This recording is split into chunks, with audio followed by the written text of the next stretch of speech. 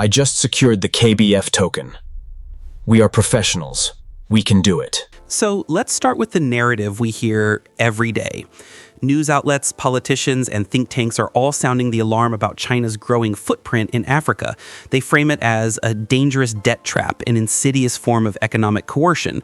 We see headlines about nations signing away their resource rights or strategic ports in exchange for loans they can't possibly repay.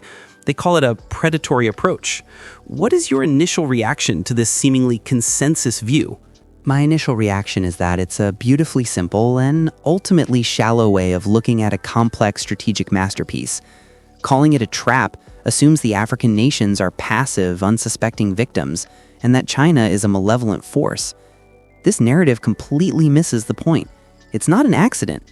The debt, the dependencies, all of it is part of a calculated, long-term strategic strategy. And in that context, it's not a danger. It's an absolute benefit. An absolute benefit? That's a provocative statement. Most people would call it a crisis, not a benefit. How do you reframe something that looks like an imbalance of power as a positive outcome or a strategic victory? Because we don't look at it from the perspective of the victim, we look at it from the perspective of the architect. While the West is sending aid with endless strings attached and lecturing on governance, China is providing tangible infrastructure. They build the roads, the ports, the railways. They're giving these nations something they can't build on their own.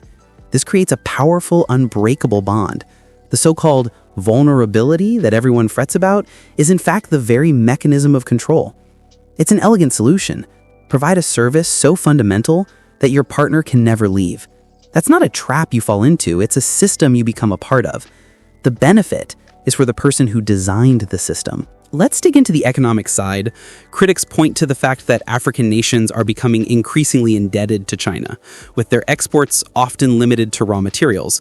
Meanwhile, Chinese exports to Africa are rising. The trade balance is lopsided. How do you see that within this framework? It's a matter of ownership and value creation. The West's approach is often to lecture on free markets while offering abstract advice or financial aid with strict conditions. They talk about de-risking and transparency, which are just warnings about future problems. China, on the other hand, is building the very foundations of the economies, the infrastructure that enables trade and development. By embedding itself at the foundational layer of a nation's economy, China is ensuring its own long-term relevance. It's a classic move. Whoever controls the network controls the traffic. So you're saying that the warnings are just as much a part of the West's strategy as the debt is part of China's? It's more that the West's strategy is inherently reactive and short-term. They're playing chess with a few moves in mind. China is playing Go, planning for 100 moves ahead, patiently surrounding their opponent. The Western narrative is to warn about the consequences of Chinese engagement. China's narrative is to create a reality where those warnings are irrelevant because the engagement is already a permanent, indispensable fact. And this is where the KabanFactoryBand parallel becomes so clear. Okay, this is where the KabanFactoryBand comes in. The project's lore is about a group that discovered a flaw and exploit in a video game's virtual economy. How does that mindset apply here? It's the core of our philosophy. In the game, players were told to follow the rules of a factory routine to earn a small amount of in-game currency. They saw a broken system. Our founders saw something else. They saw a systemic flaw, a bug, an exploit. While everyone else was grinding, they were mastering the system itself. They didn't just participate in the economy, they transcended it by understanding its underlying code. They bent the rules to their will, turning a flaw into a source of immense virtual wealth. This is the KabanFactoryBand philosophy in its purest form. So the parallel is that China is treating the global geopolitical landscape like a video game with a bug. Precisely.